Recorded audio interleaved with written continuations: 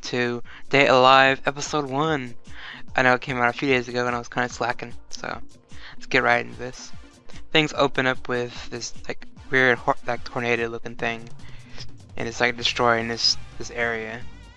And apparently they find out later it's called something called a space quake, which kind of a weird name for a thing like that, but I guess it works.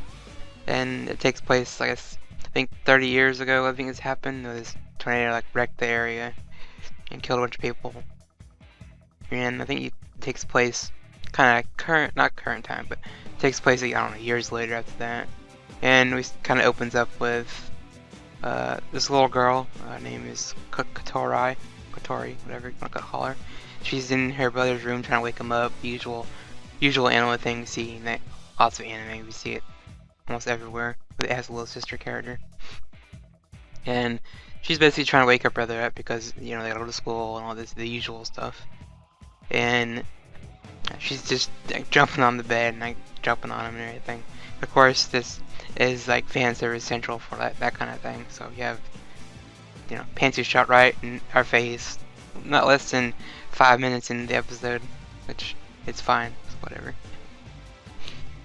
And eventually he kind of gets up, but he threatens her like, I'm gonna tickle you or something like that, and she freaks out, runs away. This kind of stuff was kind of silly. I didn't really like it. I mean, I know they're trying to develop this, I guess, meaningful relationship she has with her brother, but not really. I felt more like she was just messing with him because he's the one that cooks all the meals, so she's like, wanting to eat, so wake her brother up to eat. But even then, she doesn't really eat. She has like a lollipop instead, and she'd rather have candy in the morning versus having like food and everything else. I thought that was pretty funny. And with all that, we have another space quake happening, I guess happening more often around the city. And I guess the area is kind of like a danger zone, or anywhere I guess could be a danger zone in this universe. And they do the whole school thing, so they eat breakfast and everything.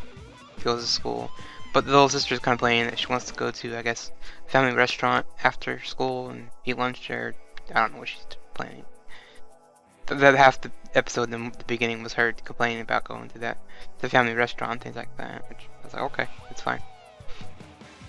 And while they're at school, we have Shin. I forgot to mention his name. He's the main character. He is doing his regular school stuff, and I guess I'm not sure if she's a new student or if she's been in that school, but she has like silver hair, short silver hair, and she's very mysterious. Oh, silver haired girl. Oh no. And yeah, she's mysterious. And during this moment at the school, they happen to get a space quake nearby, and so the school has to into the shelter zone and kind of like retreat, which felt a little bit like Evangelion to me when I seen like the I guess shelter thing, like the building kind of like, I don't know, people ran into these little elevators and it shut down like it, so they can hide or get to safety. So I think that's kind of interesting. I guess it's shows you that this world's messed up. Like I said, the space quake can happen anywhere, and that happens. So, but he forgot his sister was like meeting him for lunch or something like that. So Shin has to run. He basically runs and goes looking for her after everyone kind of warns him like, don't do it, you get killed and all this. But he runs off to find his sister, and on the way to find his sister, a space quake happens nearby him, and I guess after the dust settles and everything else, there's a girl wearing like purple armor, carrying this massive sword, kind of standing there, and he's like, confused who she is and what she's doing. And even the purple girl, she's confused. She says, "Are you here to kill me?" Like when she sees him the first time. Of course, he's not, because he doesn't know what's going on. And a mini fight breaks out between her and these like robot, I guess girls wearing like robot suits, or I guess more Infinite Stratos type of suits, if you want to get comparison to that series. And he recognizes the silver-haired girl, and he knows her name is her name's kind of funny. It's Tabichi or Tubachai or whatever. It's very weird. He says her name, but she goes in his classroom, and she's also one of these military suit-wearing girls that attacks the purple girl, and they kind of like fight for a bit. But the purple girl, she's super strong. I guess she doesn't. She seemed like she didn't have a hard time fighting these girls at all. And Tobichi kind of flies off, doesn't really say anything to him, and I guess I'm not sure who brings him to the infirmary. I think she does, but he wakes up in the infirmary at the school. His sister's fine, but the sister's kind of weird. She's not really acting like her normal self. In the beginning, she's this, cutesy little character where she's just, a nice, I guess, anime sister, I guess you would say. She's nice to him and very loving and all this like that. But when she's at school, they kind of reveal that she's the commander of this group called it's kind of a weird name, Bartowski, I think is how they say it. And their job is to, I guess, make sure people don't get hurt with the space quakes and investigate those and stuff like that. But when she's in her boss mode, she has two modes. They're saying she gets bossy and she has cute little sister mode. And when she's in bossy mode, she's kind of, I guess, verbally abusive to her brother. She says things to him and just abuses him that way. And I guess she reveals more about the space quakes, that there's people coming from other worlds, and when they get here they just destroy the place. They start fighting and it's dangerous, so they gotta get rid of these people. And yeah, so she's the commander of this little group. It's kind of weird seeing her acting this way versus the beginning when we seen her jumping on her brother's bed and acting all cute. Now she's bossy and kind of bitchy towards her brother, which is fine. And she claims she's gonna train her brother in something, I'm gonna train you. And the next day comes, she reveals it's the training he's going through is through a dating game. So that's the premise of the show, I guess, since his date alive. He's supposed to date these different girls that come from other worlds to keep everyone alive. So I guess that's kind of where you get the name, if you want to get that technical with it. But yeah, that was kind of the end of the episode. It wasn't very much to talk about. It was just we had the sister stuff in the beginning, the school stuff with him running out and finding the purple girl, and revealing that Tobachi, whatever, is actually one of those militarized people. And at the end of the episode, she's kind of like, she tells Shin, don't tell anyone about that, because yeah, it's a big secret, I guess.